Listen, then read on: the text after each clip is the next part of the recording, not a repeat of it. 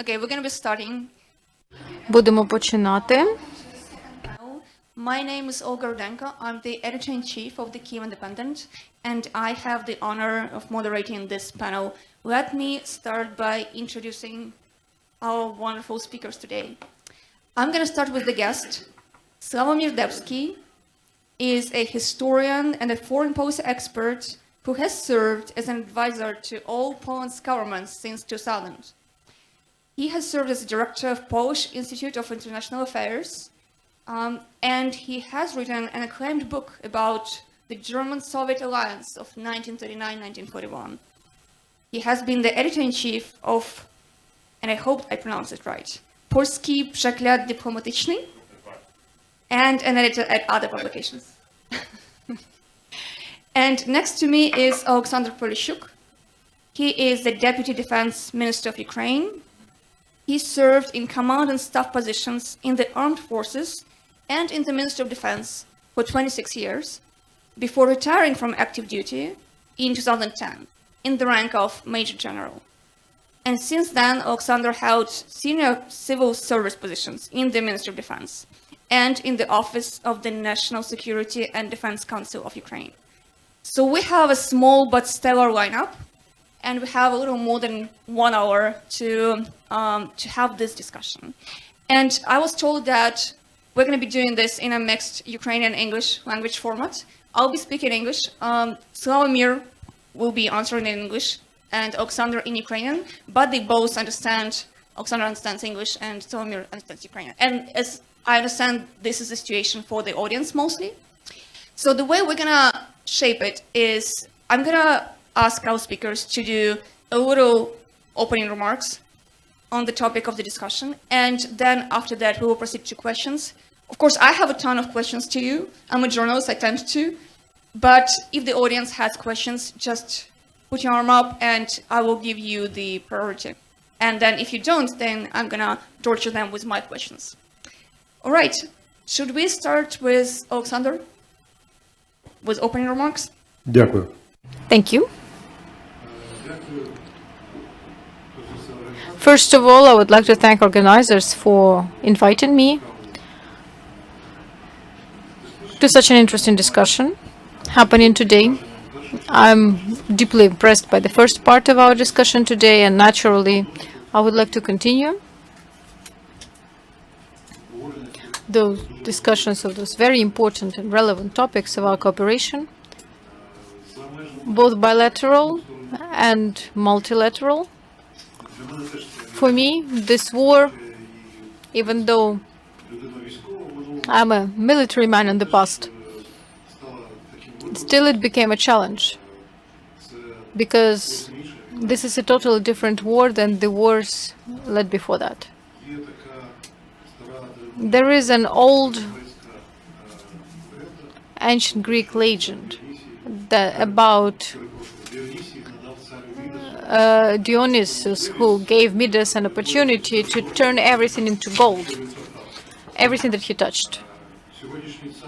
Today's Tsar in Kremlin, no matter what he touches, everything transforms into war. This war started by Russia was done under no pretext. There was no grounds for it, and it has been correctly said, it has been there since 2014.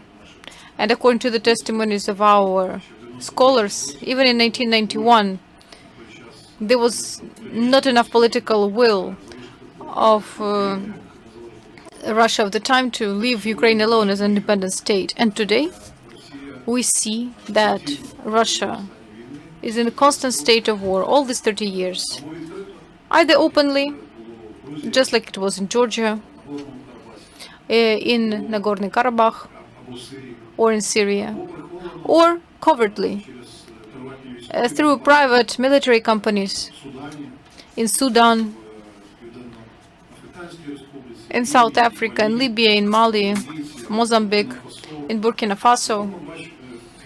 Everywhere, we see that Russia tries to convince the world of its being exceptional, that it is a powerful global player, but actually it is not so. That is why, in the context of discussions and values that we have had here, just like my friend and colleague Mykola Tachisky said during the first session, we fight for our freedom and for our common values, which Ukraine has chosen for itself, in 1991 actually. We are ready to give sacrifices, as our anthem says. We are ready to give our lives to be free and independent. What are the values of Russia? Transforming the world into total chaos, where tyranny reigns, where own population is denigrated, and on the pretext that Russia is fighting, just like Soviet Union used to fight for the whole proletariat all over the world, Russian narratives are imposed, which are actually the elements of hybrid war. Not built by Russia, not just on the basis of current chief of staff and the head of the operation against Ukraine, General Gerasimov, but they implement that every day. Today, Russia is present in all types of hybrid war, in informational space, in energy sector.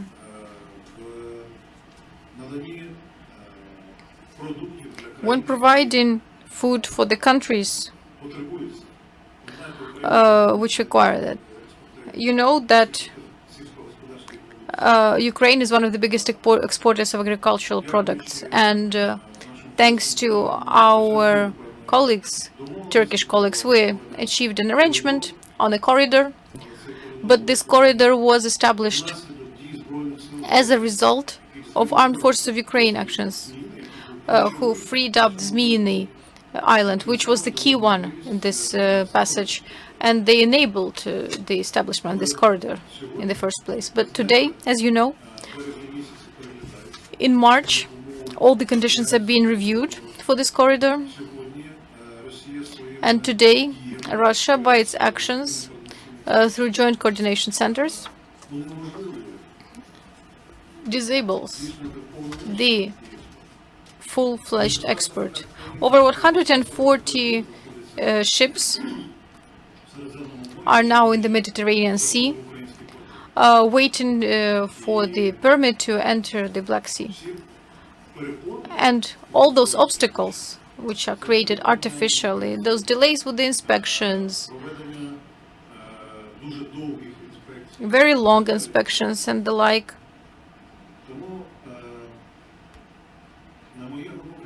so in my opinion, we have to concentrate so that through our joint action we build a system which in the future will make it impossible for Europe, at least, so that when Russia loses the war, that would disable the expansion of terrorism all over the world, because there just will be no energy, no strength to do that. Coming back to our cooperation with the Poles, I also remember these first days. On the 23rd of February, when the sky was closed over Ukraine officially by the Russians, my minister prepared letters and sent them to our neighbors with the understanding that material help that arrived in Ukraine before the 24th of February will arrive further on. So with the request to look at organizing transport and logistics hubs that will allow Ukraine to receive this help, this assistance. Though it was mainly armored vests at the time and helmets, also anti-tank mobile sets. And we are very grateful that the first response arrived from Poland. immediately. Polish government adopted a special decision, a law, in fact, that approved the functioning of this hub, which successfully works until today. Today, Poland doesn't just help us with weapons. We also have huge plans. In our cooperation, preparation of headquarters and reserves. Moreover, today Poland is organizing, with the intermediary help of the European Union, a center that is going to coordinate all preparation which is done in Ukraine, not just by the countries of the EU, but all NATO countries and also beyond NATO. That is why the prospects are pretty big. The message about that war, I got it from your colleague, Bartosz, from the Japanese ambassador here in Kyiv. He wrote to me that in 4 hours war is starting. And during this time, we got a lot of messages which helped the understanding of the situation that was around Ukraine from practically all of our colleagues, the diplomats who worked here insistently. I would like to thank Polish ambassador in Ukraine, Bartosz Cichocki, for his personal contribution since the very first minute of the war, probably. We have been in constant contact since then, and we coordinate all our actions. I also would like to thank President Duda for not doubting for even a second, supported Ukraine on the highest political level, supported our president. I would also like to thank Prime Minister of Poland, Mr. Mieroszewski, for putting incredible effort into consolidating all our partners in providing material and military assistance to Ukraine. I would like to thank head of the Chancellery, Michał Dworczuk,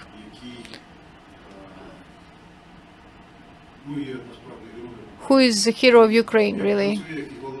He has been working as a volunteer, as an official, and we're also in constant contact with him. And many hundreds of thousands of Poles who have been supporting us in this war, who have been helping us by their work, their hospitality,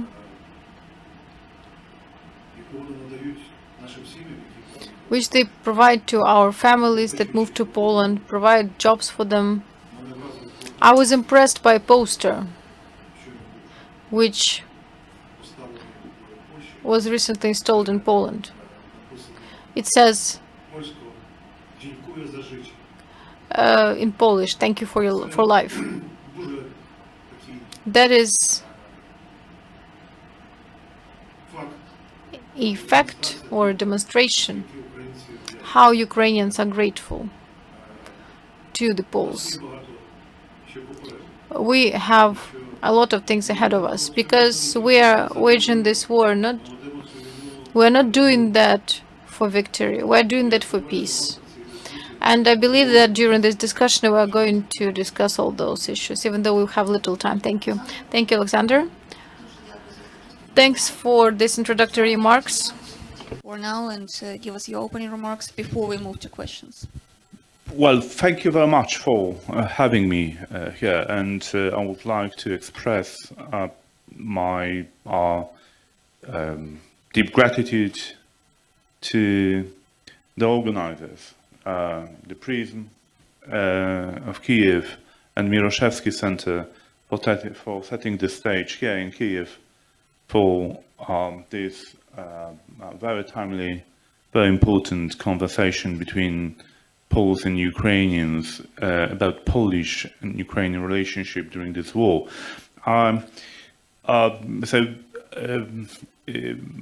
Let me start from some very general observations.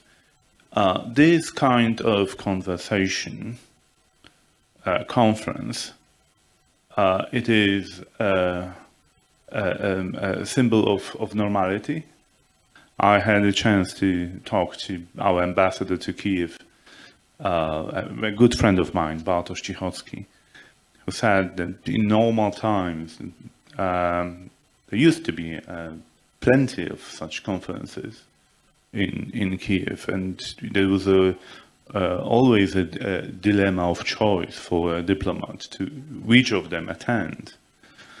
While now, what I think the part of Russia's aim was to destroy normal life in Kyiv and don't destroy normal life in Ukraine.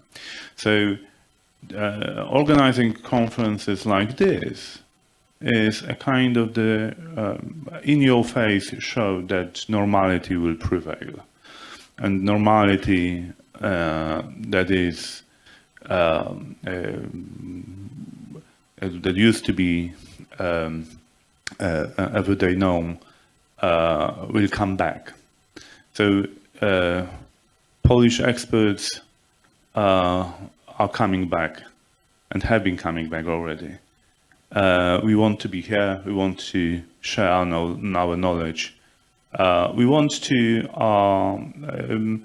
enhance our batteries, because usually we travel and we engage with conversations with the other experts around the world, and we try to explain them what's going on in Eastern Europe, and why Russia's aggression on Ukraine is important, and why it is not only a European affair, why it is something which should be of concern of the whole world. You need to be here, you need to talk to Ukrainians, you need to compare notes with those who are on the first lines of defense of the free world, to be able then and credible to talk to the others and discuss the issue with those who don't have this first-hand knowledge. That's why we should be grateful to Ukrainians.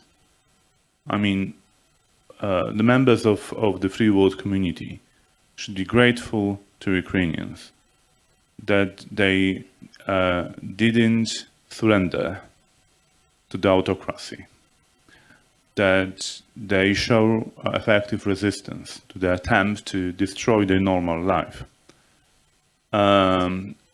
Because it has already been said during the first panel, when two absolutely top-notch experts, Mykola Toczycki, Deputy Foreign Minister of Ukraine, a doer in the Polish-Ukrainian relations, and a real tank of Polish diplomacy, Jakub Kumoch, were speaking. We experts are infantry.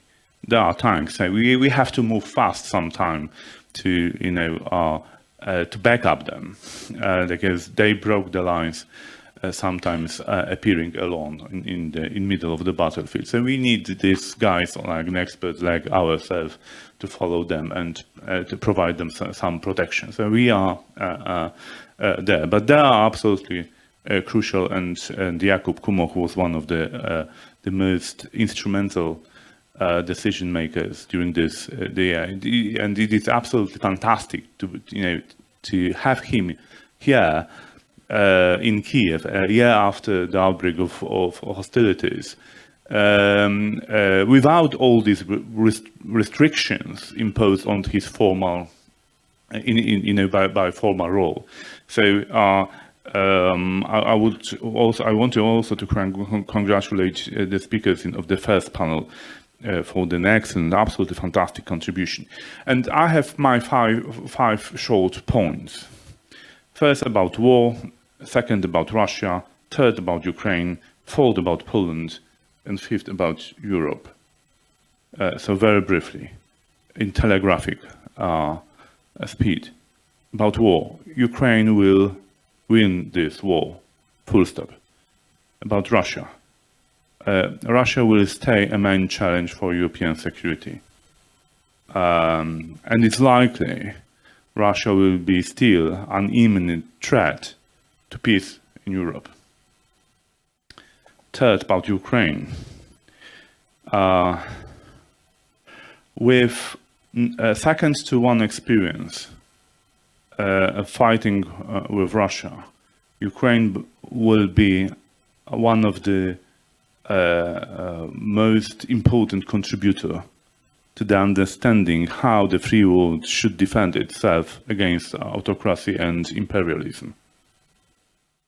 We need Ukraine in our community with this experience and this knowledge. About Poland. Well, Poland will become the largest land force in Europe. What Ukraine's experience shows us is that the country of, more or less the same size is absolutely capable to defend itself against the conventional Russian aggression.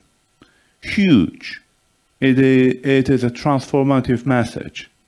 Usually, nations of our part of the world thought that we are unable to defend ourselves, that we depend on the help of the others and others should come and defend us. I mean, what Ukraine proves is that actually we can do this. We can do this. I think it's psychologically and politically one of the most powerful experience of what Ukraine is doing now. So, and we will build our relationship on this Ukrainian-Polish experience.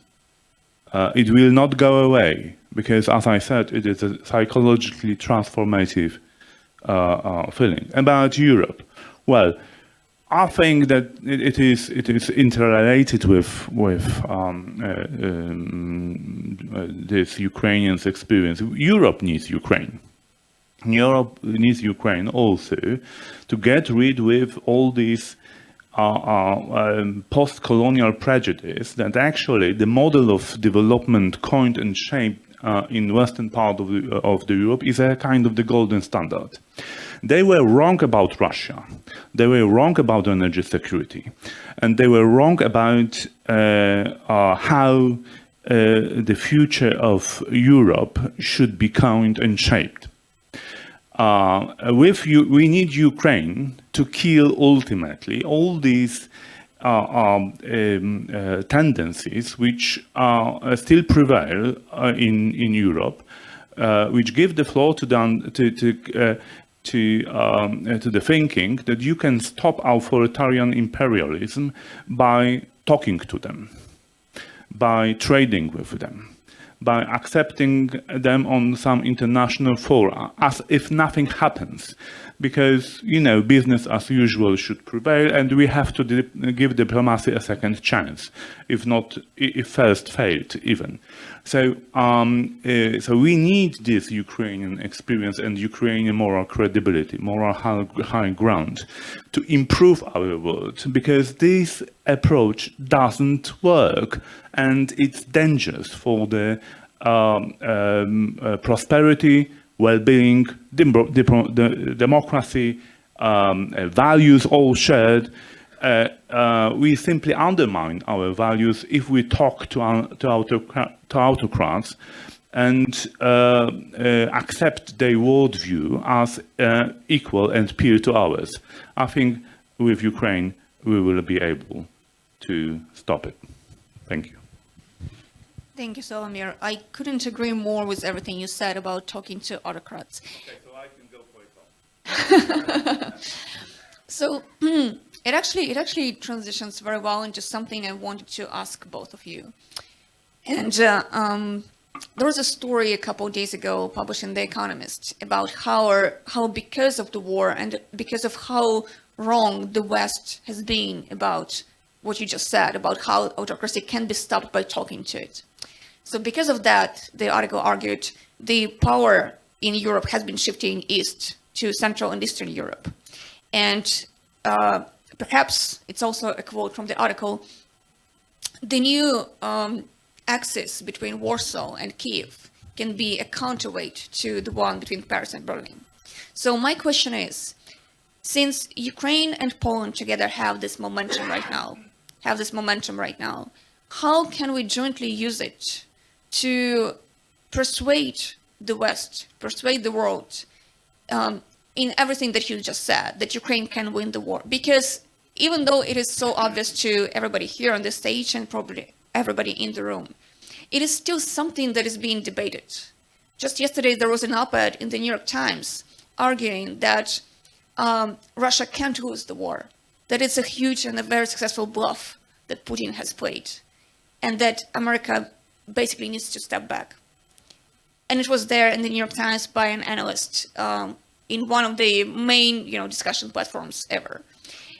And the reason I'm saying this is to emphasize that while it is understandable to us that Ukraine can't lose the war, it is still something that needs to be communicated and explained to our other allies in the West. How can Poland and Ukraine do it together? You want to start? I can jump into it first. The New York Times used to be a very liberal newspaper, one of the flagship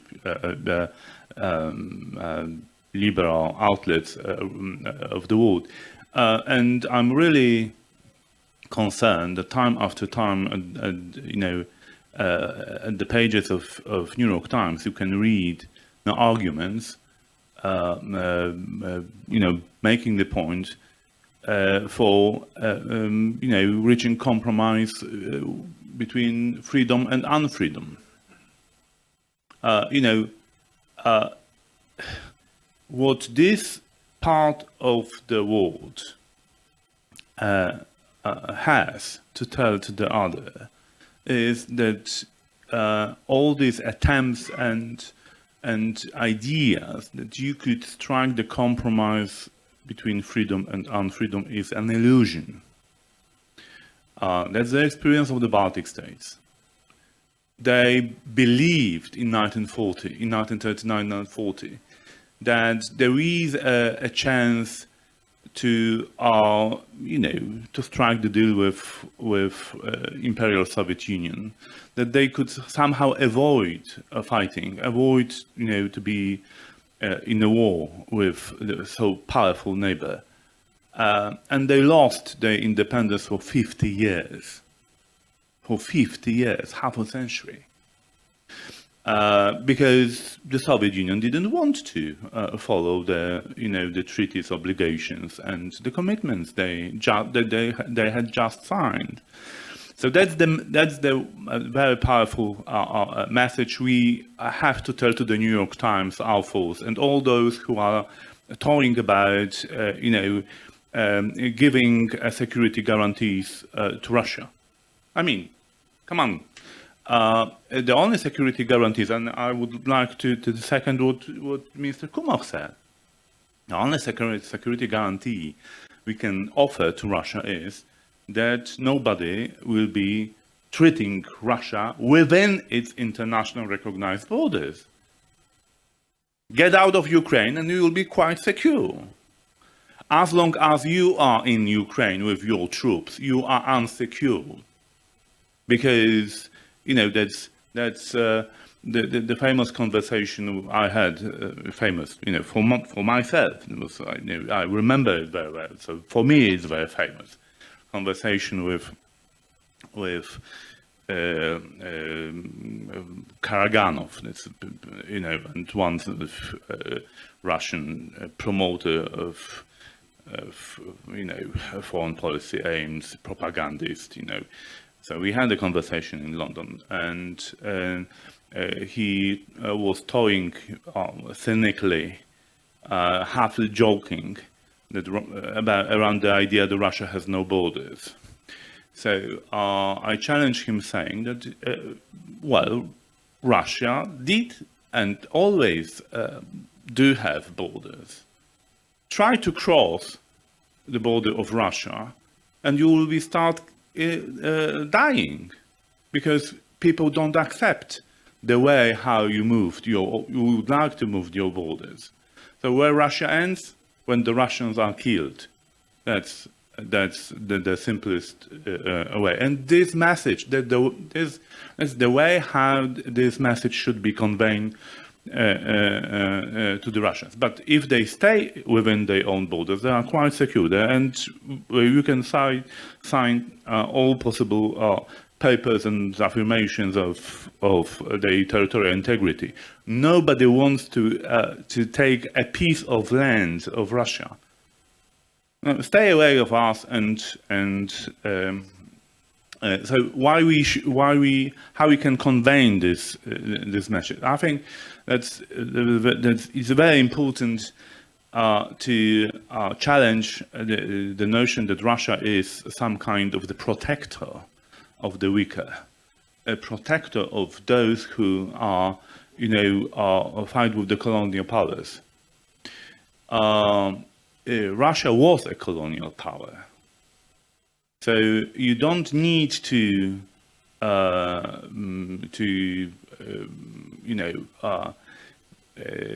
live here to understand that forbidding languages, fighting with school education of the nations in between Germany and Russia was a part of their policies. So we do share a lot of common experience with African countries, which were victims of European colonization. Ukrainians, Poles, Belarusians, Baltic nations were also victims of the colonization. And the only thing we need and the only thing we want is Russia to stay away. Thank you. Thank you. Олександр, do you want to take... Я можу повторити питання для вас, нагадати. I can repeat the question. I understand everything. Thank you. My professional hazard leads to the situation when, from flying in the clouds, I would like to land on some firm land and some firm turf and answer you that today Ukraine and Poland together, and not just that, but also the Baltic colleagues, other Baltics other than Poland, all the Baltic states, we have become the center of gravity. And around this center of gravity, we have the events developing and the decision made in the so-called old Europe under pressure of the countries of that cluster. And we realized that war was inevitable. Long before it started, we worked on the bilateral agreements with our strategic partners to make it possible for us to guarantee provision of the assistance with military equipment in case of war. And everyone would assure us that it was wrong or not exactly right, because they would not consider military cooperation with Europe. Let's confine this to making it easier for Ukrainian, for units to come to some international trains for joint exercises, joint training. And that was a good idea, but no military equipment provided. Now we are receiving it galore, and we demonstrate that Ukrainians are capable, perfectly capable of mastering that equipment and getting full command of it. Poland has become not just the logistical hub. This is just one of the aspects, multifaceted aspects of our cooperation to train our forces, to generate our forces, and after generation train abroad, beyond the boundaries of Ukraine. With the EU support, we are also creating the special staff that will be concerned with all the training, coordination abroad. And that's why we are really progressing and developing. And in addition to that, we are discussing the reforms already, which never stopped after the beginning of this war. They have progressed instead, and now we are approaching the situation when in Vilnius we can expect this clear signal issued. This is expected by the president and all the Ukrainian nationals, I suppose, that Ukraine will got invited to join the alliance. I support Sławomir, who said that Ukraine is independently capable of defending itself. This is the principal cornerstone of the alliance. Independently defend or unite under Article 5 for collective defense. We have no capabilities for this latter case, but nevertheless we clearly realize that we will join the alliance, arrive with our capabilities, our experience, and that will considerably reinforce the capacity of the alliance to respond to the threats in the security environment. Russia has been recognized for nothing as the major and principal threat, existential threat for the rest of the world, and we have to be prepared to always respond to their aggressive movements. Russia would like to drive the world back to the age of confrontation, armed confrontation of that. There's the new Iron Curtain to be installed, and they're capable of that, we believe, but there's no person here in this audience or elsewhere desiring the comeback of that paradigm. We would like to lead a totally different lifestyle. We would like to have the future for our children, because Russia is utilizing, let me say, recycling thousands of their citizens in the territory of Ukraine without any concern for their lives, mind you. And this is something that makes us totally different. This is the anti-outlook. And together with our Polish friends, the European friends, the United States, we are convinced, perfectly convinced, that the world should be different and function in a different way. And that is something that makes us strong. Before we turn to the floor, Alexander, you understand the military component of all this defense architecture. After all the defeats of Russia, what is still the linchpin or the hinge on the pivot for the myth in the Western world, the global West, global South specifically, this myth of the Russian unconquerability, inconquerability. Thank you. I think that in any kind of process, in any kind of dynamics, there's inertia. Inertia for the world. Some part of the world is still able or prepared to believe that Russia will rise from ashes and regain its influence as a superpower, as the USSR once enjoyed. This is a rock state, this is a rogue state now instead. Presently, we have perfect examples on the battlefield of the situation that Russia is far from being invincible, because they have no weapons, military equipment, like HIMARS, Patriots we received, and many other things, the Leopards that we received. That means that the strength of the Russian military equipment is history now. Western technologies, Western production are concentrated on more humane means of combat. And this works much, much better for the mankind, humankind. This is the iron fist and the meshed mass of people. That's the binary position.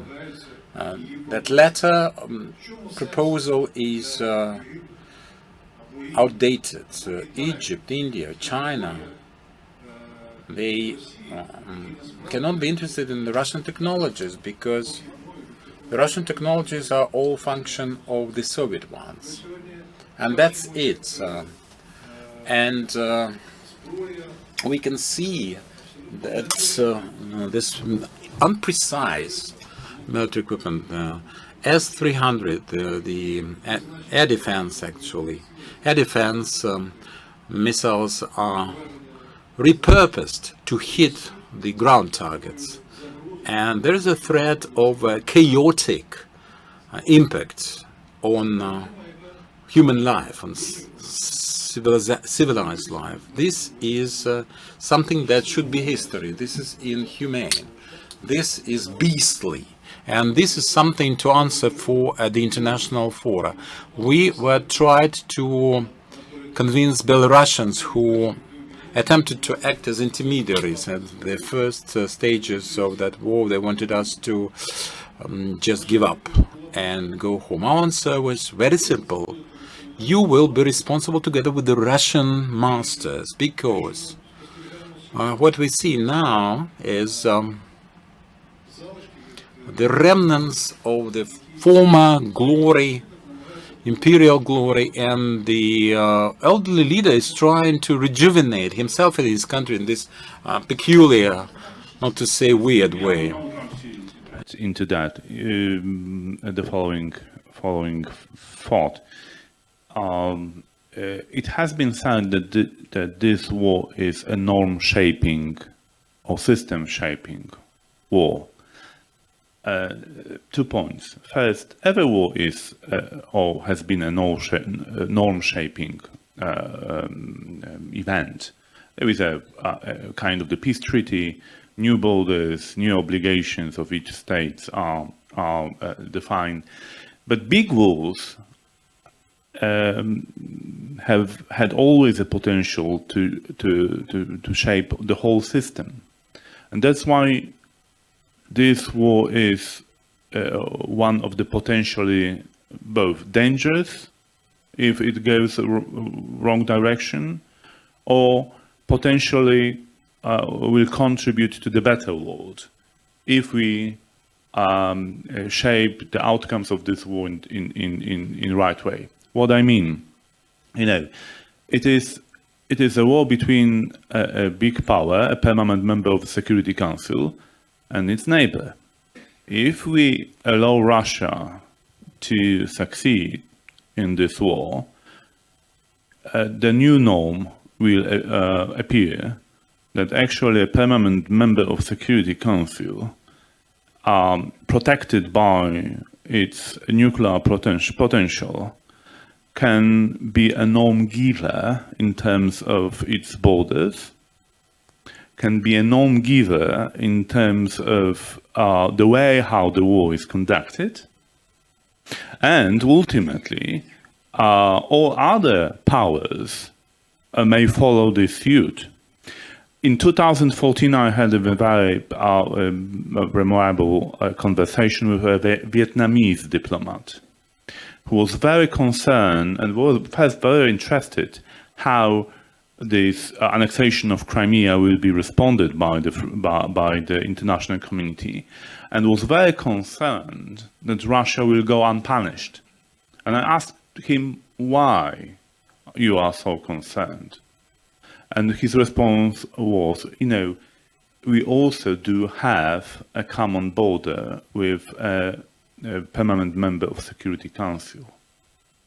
If Russia is allowed to change their own borders as she wish, then also all other neighbors of United Nations Security Council members should be concerned about it. So it shows what's exactly in stake. There are a lot of aspiring powers around the world who don't want to see Russia be punished by what Russia is doing. Why? Because they associate a powerhouse status as with norm-setting potential. That big powers can act, above the law. That should obey the law at all, but because they are norm-setters, so they don't want to see Russia to be, somehow stopped here, and they don't want to see their definition of powerhouse status to be redefined in their ask. So. For all countries from this region, the stakes cannot be higher. They cannot be higher. Thank you. And at this point, we can take some questions from the audience. There is one in the back, please.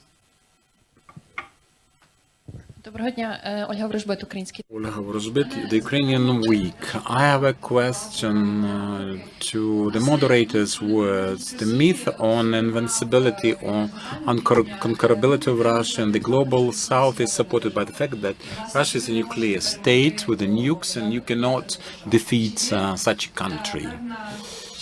That's the proposition. And this country cannot be defeated, cannot be outpowered, but we have this precedent and we have to prove to the world that such a country can be defeated. And now, I do not know who would like to take this question. There are some historical precedents, or historic precedents perhaps. Well, the nukes are present. Well, that means, first of all, that you accept the responsibility for being such a holder and for having this mighty weapon. This is one of the bright examples when irresponsibility of a state in all respects leads to such a conduct towards your neighbor, immediate neighbor. And all the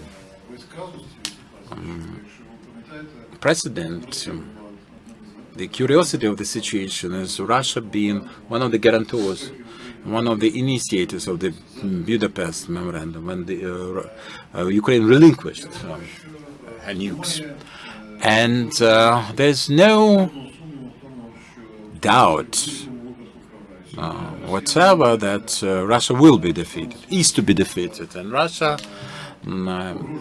is heralding through its leadership the threats of engaging the nuclear weapons. But let's look and think. You listen to our minister, Oleksandr Reznikov's comments. I do not want to repeat his statements, but let's look and see how Russia can engage nuclear weapons in the territory based on the estimations that we have here and the concerns shared by our partners.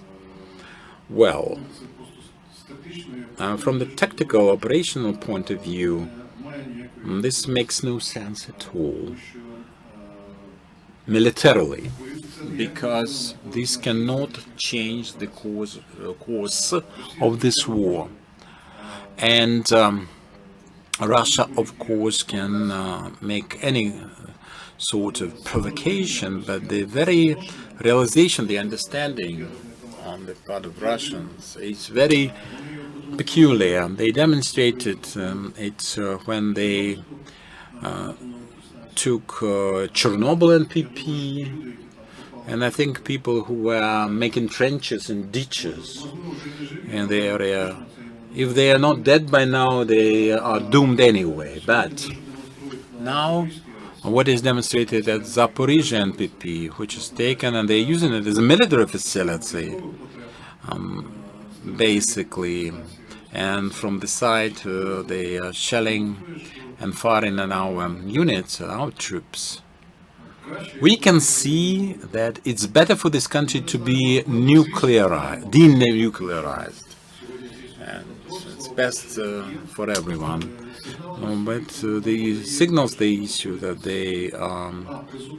they suspend their participation in this START covenant or treaty, and that speaks for the fact I would like to conclude as I started. They are irresponsible in all imaginable ways, and that's why we should not have any fear, any apprehension on the part of our partners and colleagues from the global east or south or whatever, about that a nuclear state cannot be defeated. As you rightly put it, Olga, that we have historic precedents of such defeats, and our victory over Russia will not mean its destruction as a state, but the control over nuclear weapons should be much strengthened in the future. This is something that cannot be postponed. We have to start doing it now, and especially after the end of the war. The following consideration. I have been dealing with Russia for 23 years. My first job was a Russian foreign policy analyst. So one of the part of my job was to learn Russian nuclear doctrine. So it is my course that I know it. The problem with this, the good thing is that they have this doctrine, they stick to this, and the bad thing is that they are toying with definitions. So one of the most important part of this, conversation is legitimate and illegitimate use of nuclear weapons. According to Russian nuclear doctrine, legitimate use of nuclear weapons is, is the case when Russia is under attack and has to defend itself and its borders and its sovereignty and power structures. So first, nobody is threatening Russia territorial integrity.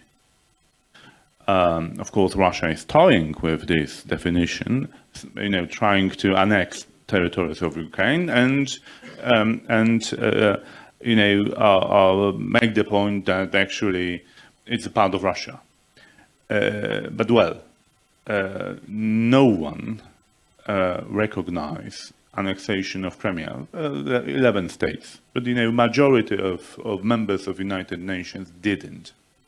So Crimea is not a part of Russia. Other territories annexed, Ukrainian territories annexed by Russia, are not part of Russia. So using nuclear weapons in self-defense, according to Russian nuclear doctrine, is out of the question. If they use it, here is my second point I would like to make. Strategically, a nuclear weapon is a defensive weapon. Is it possible to use in offensive way? There was no such a case in history except one. Hiroshima and Nagasaki. But it was used against a power which was losing the war. And the idea was to bring this and end of this war, to make it this end of this war quicker. My point is that if Russia tries to use a nuclear weapon in the war which is losing, it could lose only more. It cannot twist the tables. And I believe Russian strategists know it very well, that they would not change the course of conflagration with Ukraine using nuclear weapons. the consequence of using nuclear weapons would be dire for Russia, including the fact that nuclear weapons would cease to be a taboo, not only among great powers, but among everyone. All neighbors of Russia would become a nuclear power out of if this taboo is broken, and Russians has to be Russia. I think the Russian strategists know this very well. For now, NATO and the United States provide a nuclear umbrella to Europe. If Russia breaks this table, we will have hundreds of umbrellas around of Russia. Thank you. I think we can steal a little bit of time from the coffee break and take one more question from the audience. Do we have other questions from the audience? No? They see a chance?